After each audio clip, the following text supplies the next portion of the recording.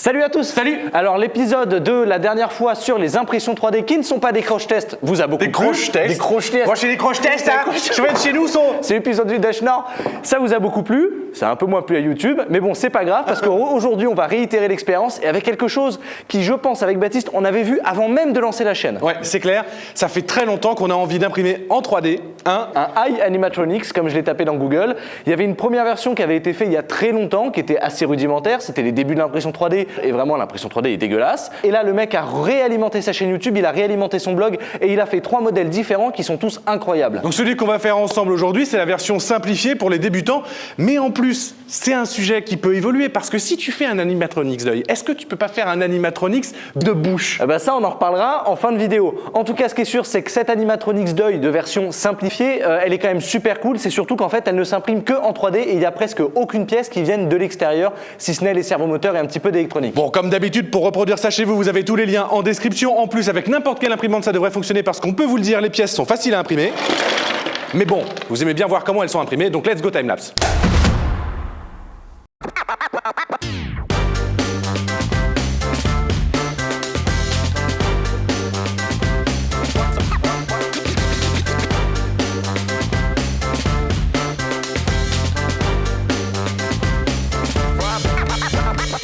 Comme vous l'aurez remarqué, durant ce timelapse, on a eu des soucis à l'impression. Alors bien que habituellement, quand on fait un timelapse comme ça avec Octopi, on se rend compte qu'on a des petits pâtés qui apparaissent au moment où la tête doit poser pour faire la photo, on a eu en plus un souci de petits filaments, de petits cheveux d'ange, on va dire, entre les différentes pièces. C'est-à-dire que là, on veut vraiment que la pièce elle soit impeccable parce que c'est un animatronics, donc il faut que ça soit quand même plutôt beau. C'est pas une pièce utile, c'est une pièce belle.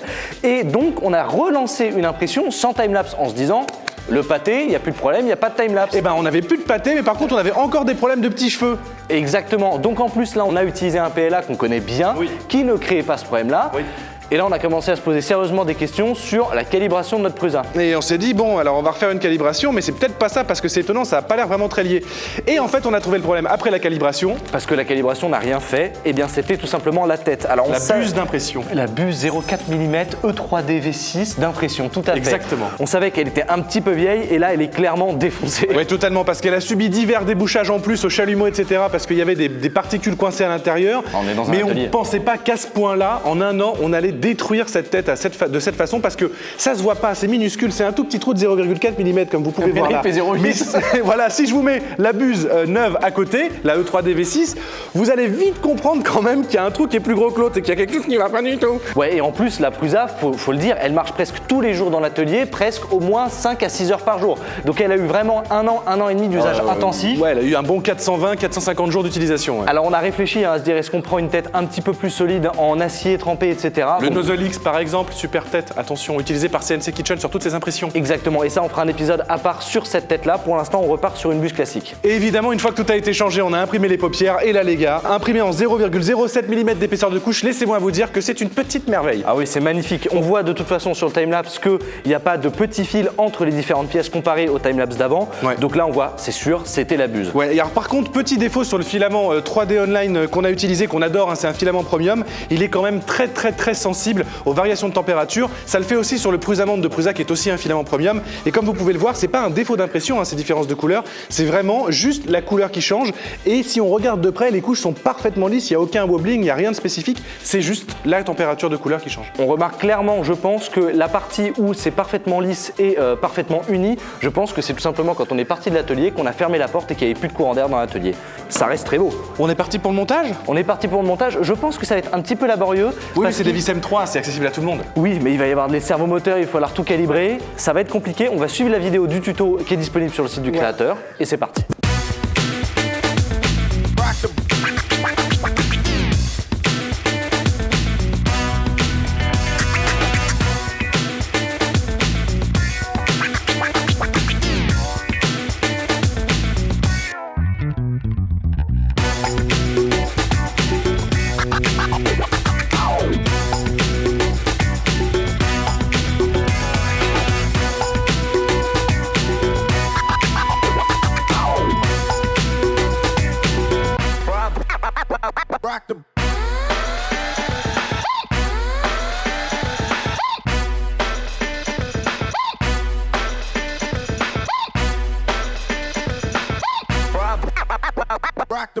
Et voilà. Ouf, intense mais efficace. Là, ça y est, les pièces sont nettoyées, elles sont en train de s'assembler, n'est-ce pas mon cher? Tout à fait, on vient de mettre le premier servomoteur. Alors c'est des tout petits servomoteurs qui n'en sont pas moins efficaces, qui sont très connus dans l'aéromodélisme. C'est des servos 9G et ils valent même pas 1,50 € l'unité. En fait, c'est 15 € le pack de 10 sur Amazon. On vous met les liens en description. C'est le pack qu'on a pris. Si je dis pas de bêtises, ils ont 1,5 kg de force au centimètre au niveau de leur axe. Donc en plus, ils sont assez puissants vu leur taille. Pour leur taille, c'est clairement impressionnant. Je sais pas si vous avez un petit comparatif. Voici la taille de mon pouce. Alors, j'ai pas des mains de camionneur en plus. Et voilà la taille du cerveau juste à côté. Franchement, c'est assez ridicule quoi. Donc pour la puissance, c'est intéressant. Bon, en tout cas, là, sur le début du montage, tout s'est clipsé relativement bien. Les indications sur le tuto en ligne sont claires. On a eu des petits problèmes avec les vis, mais on verra ça sur le topo final. Pas de souci. On continue? On continue. C'est parti.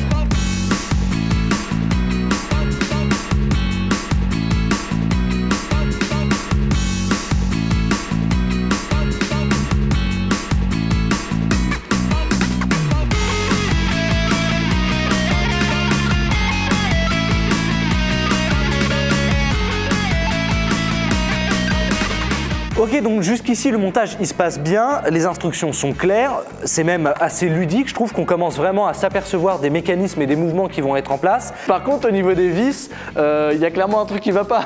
Même dans le tuto il dit ouais vous mettez une vis de 5 mm ou une vis de 4, vous mettez une M3, une M2, une M4, enfin c'est pas clair du tout. Donc en fait on y va plus au feeling et au niveau des mouvements, on essaie de regarder quelle est la bonne longueur qu'il faut et à ce moment là on adapte en fonction des instructions. Bon, en tout cas, ça y est, c'est terminé. On a notre mécanisme qui va se relier au cerveau pour faire bouger. Oh, les petits gneugneux, comment c'est mignon. Et on a aussi la base ici qui va nous permettre de faire d'autres types de mouvements et de raccorder le tout. On avance bien. On avance bien. Il y a cette partie-là, on ne sait pas trop à quoi elle sert. Moi, je pense qu'elle va nous permettre d'attacher les servomoteurs. Ouais. Et puis, on en profite aussi pour faire un petit coucou à Suzanne et Célestine, deux très très jeunes abonnés. Oui, c'est les papas qui nous ont envoyé la vidéo sur Instagram. C'était très mignon, donc on en profite pour leur faire une petite dédicace ici. Coucou. Allez, on continue le montage.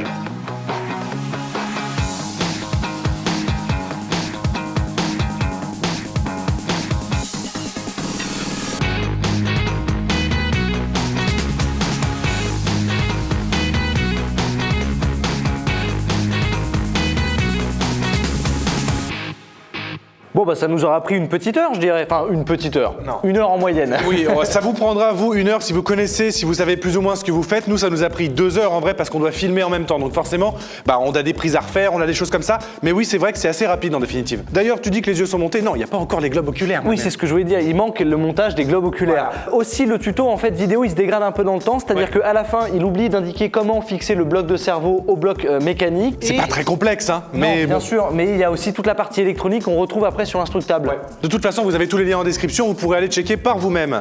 Qu'est-ce qu'il nous reste à faire? Eh bien écoute, du coup la partie électronique, hein. C'est vrai, oui, parce qu'il va falloir mettre les cerveaux sur la position 0, donc il va falloir les alimenter grâce à cette petite carte. Cette petite carte qui permet d'alimenter et de contrôler plusieurs cerveaux avec un Arduino, Ouais. donc il restera à brancher tous les servomoteurs. Oui, puis ça permettra, comme j'ai dit tout à l'heure, de mettre les cerveaux en position 0 et ensuite de brancher les branches au cœur du cerveau. Tout à fait, et j'y pense, il y a un truc sympa dans ce projet-là, c'est qu'on pourra contrôler les yeux avec un joystick. Ouais, d'ailleurs, je crois que dans le projet original, il y a un nunchuk de Wii. Non, Ça marche c'est un nunchuk qu'il a fait lui-même. Oui, c'est ça. Avec un joystick. Ouais, Donc bon, nous, je pense pas qu'on va faire le nunchuk, mais par contre, on gardera le contrôle par joystick. On alimente le tout, on branche tous les cerveaux. Ouais, c'est parti, ma mère. Putain, il est trop beau, il est trop mignon, j'ai envie de lui faire des bisous.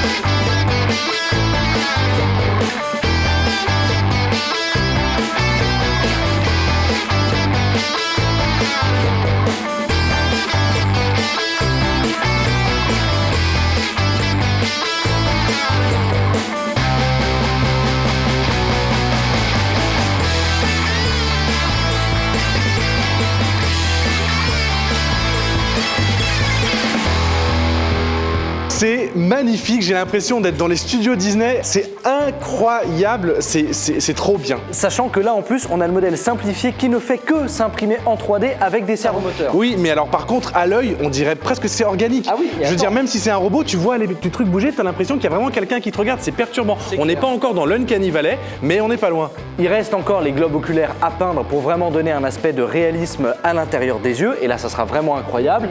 Mais là pour tout ce qui est électronique, pour tout ce qui est fonctionnel, ça marche. Franchement, l'électronique, simple. On a suivi les branchements du mec avec une petite breadboard, ça nous a pris 5 minutes, nickel. Ça marche. Bon bref, il nous reste à faire, donc comme tu as dit, les globes oculaires, et ensuite il nous restera aussi à faire une petite planche, je vais m'en occuper, comme ça on pourra mettre l'électronique dessus, et puis ça permettra de fixer le truc, on pourra faire un truc stylé, voilà, j'ai dit beaucoup de trucs, mais c'est pas grave, on y va. Pour ça, j'ai retrouvé une vieille planche, une vieille chute qu'on a utilisée il y a très longtemps. D'ailleurs, je sais pas si vous vous en rappelez, mais c'est le bois qui nous a servi à faire la première boîte à la CNC quand on l'avait testé. Je vais mettre une petite sous-couche de blanc, ensuite un coup de noir mat ou de noir satiné, ça fera quelque chose d'un peu plus joli, mais vraiment ça sera pas fameux, mais en tout cas c'est sûr que ça permettra d'harmoniser l'électronique et de tout mettre dessus correctement. C'est parti.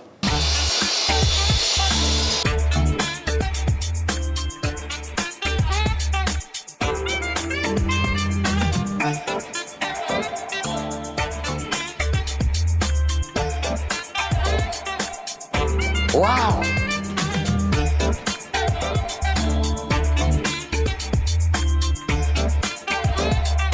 Pour les yeux, ce qu'on va faire, c'est qu'ici, ils sont complètement arrondis. Donc on va d'abord les poncer pour créer une forme plate sur laquelle on pourra poser l'étiquette de l'iris qu'on a imprimé. Ensuite, on viendra rajouter une goutte de résine et on espère qu'une fois qu'on aura posé l'étiquette, avec de la résine et grâce à la tension de surface, on pourra recréer la forme sphérique. Donc là, on va poncer pour avoir un plat et coller l'étiquette.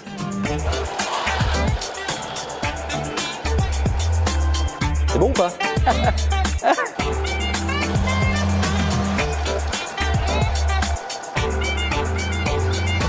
Bon, ça y est, maintenant le noir est en train de sécher et pendant ce temps-là, Arthus a trouvé des jolies petites pupilles. Tout à fait, donc après avoir trouvé les pupilles sur internet, on les a imprimées sur un papier à étiquette. C'est le papier à étiquette pour imprimante laser qu'on utilise avec Baptiste pour nos étiquettes les frères Poulain. Ouais. Et du coup, c'est du plastique le truc. Oui, oui. Elles sont hyper résistantes. Indéchirables, lavables, tout quoi. Ah ouais, là je peux essayer de le déchirer. On vous les met en lien dans la description d'ailleurs, pourquoi pas, si jamais vous avez une imprimante laser, franchement, ça peut être intéressant. Exactement, c'est indéchirable, c'est du pur plastique, donc ça va être parfait pour le couler sur la résine et en faire une pupille. Et donc on va découper avec le scalpel l'œil, donc c'est pas la pupille, hein, c'est le... C'est l'iris. L'iris? Non, bah non, c'est la pupille.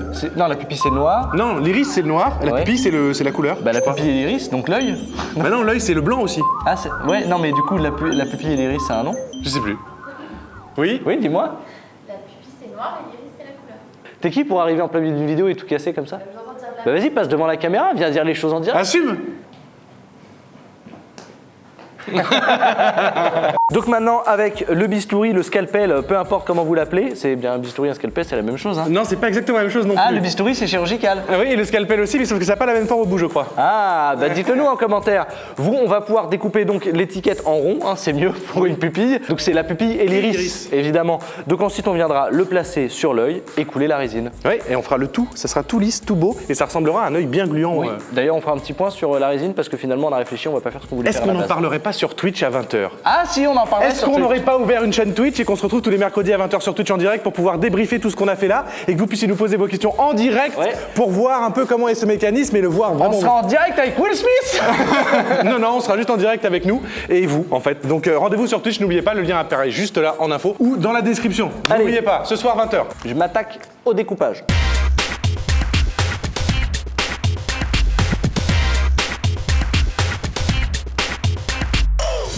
On se croirait dans Roger Rabbit.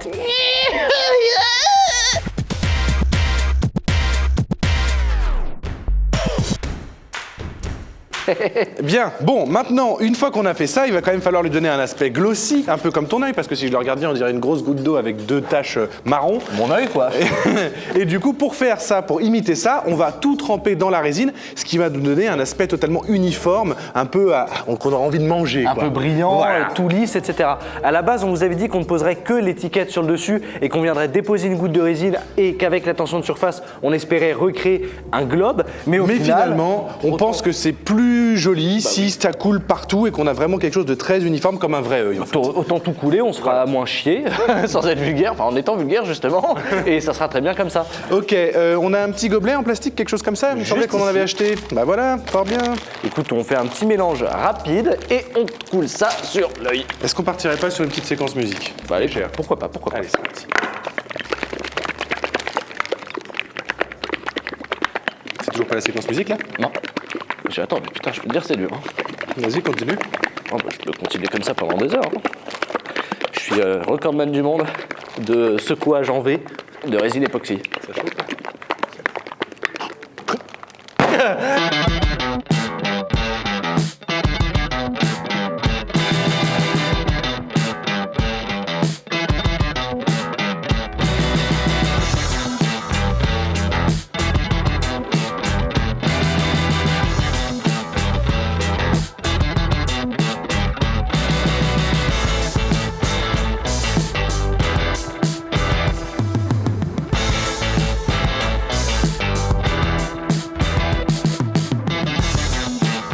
Ah, ça commence vraiment à devenir dégoûtant là. Non, pas dégoûtant, fascinant moi Mais je dirais. attends, regarde, c'est horrible. Attends, si on fait comme ça, tous les deux?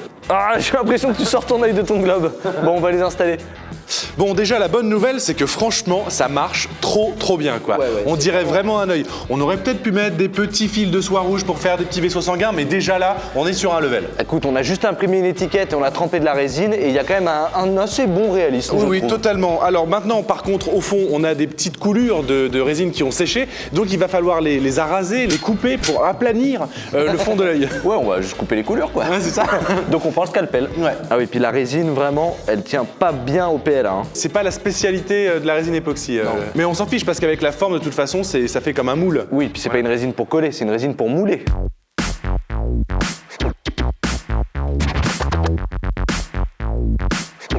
Bon, donc là, normalement, si tout se passe bien, on va défaire les paupières qu'on avait installées pour tester et on viendra clipser l'œil sur son support. Support qui me paraît un peu fragile. Il faudra faire attention, mais normalement, ça devrait bien se passer. On va voir tout ça de plus près.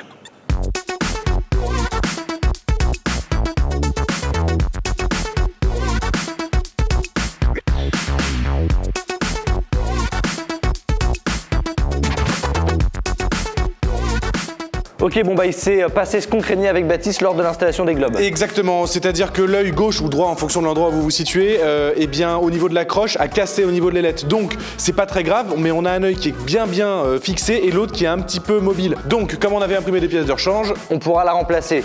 Vous remarquerez que c'est toujours le même problème avec l'impression 3D, c'est-à-dire que les ailettes elles sont très fines et malheureusement leur sens d'impression eh bien, favorise la cassure au niveau de la jonction entre les couches de PLA. Bon, on va espérer que celui-là y tienne. oui, hypothétiquement, on pourrait imprimer d'ailleurs cette pièce spécifiquement dans un autre sens pour que ce soit plus solide. Ou en résine, parce qu'on a des imprimantes résine, mais on n'aime pas. Alors vas-y, on la change et puis comme ça, on sera tranquille. Heureusement, peut-être que ça a même été pensé par le créateur, la pièce est vraiment facile à remplacer. Ouais. Il y a juste les 3 vis juste là à dévisser.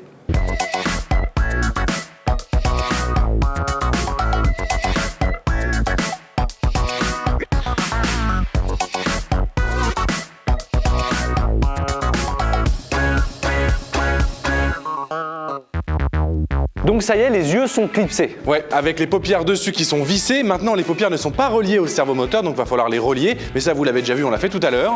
Mais pour qu'on soit sûr qu'elles soient bien reliées au servomoteur en position neutre, c'est-à-dire les paupières fermées et que les deux yeux soient égaux, ce qu'on va faire, c'est qu'on va brancher le mécanisme. À ce moment-là, le code va initialiser les servomoteurs dans une position neutre. Et là, on viendra bien clipser les arbres sur les servomoteurs. Et comme ça, les deux yeux seront égaux. On va brancher, vous allez entendre, ça va faire bzzz, et Vas-y, on- branche. Ok, position neutre, je sais pas si vous l'avez entendu, mais maintenant on va pouvoir clipser les paupières.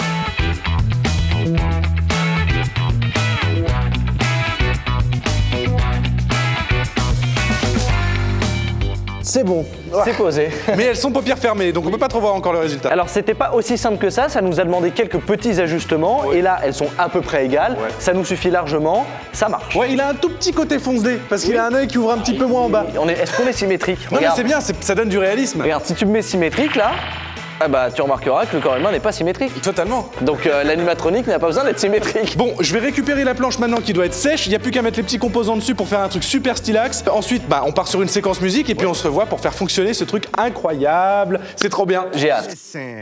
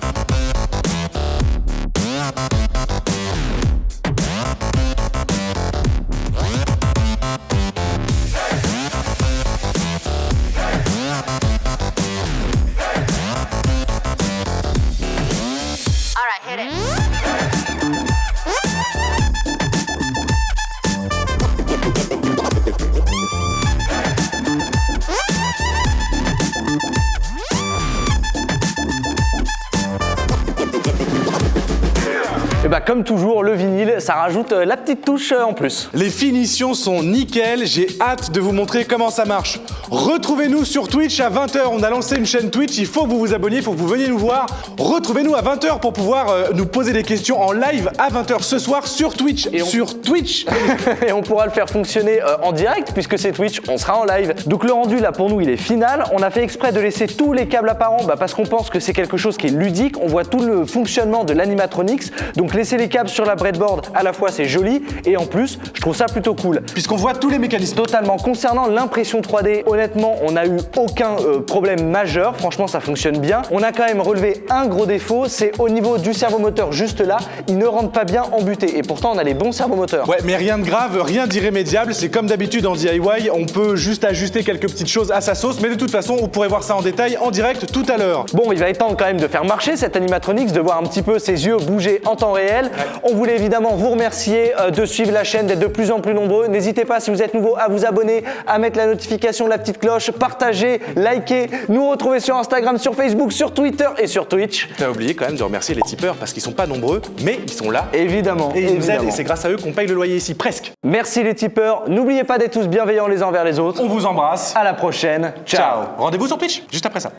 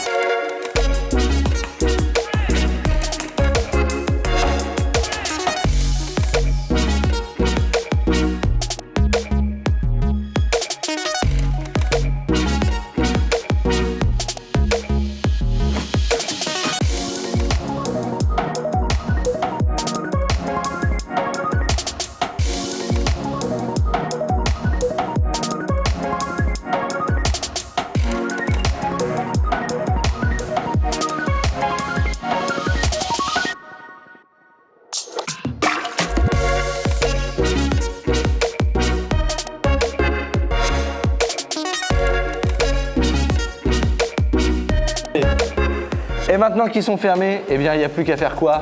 À créer un clignement. Vous êtes prêts? Et on s'est trompé.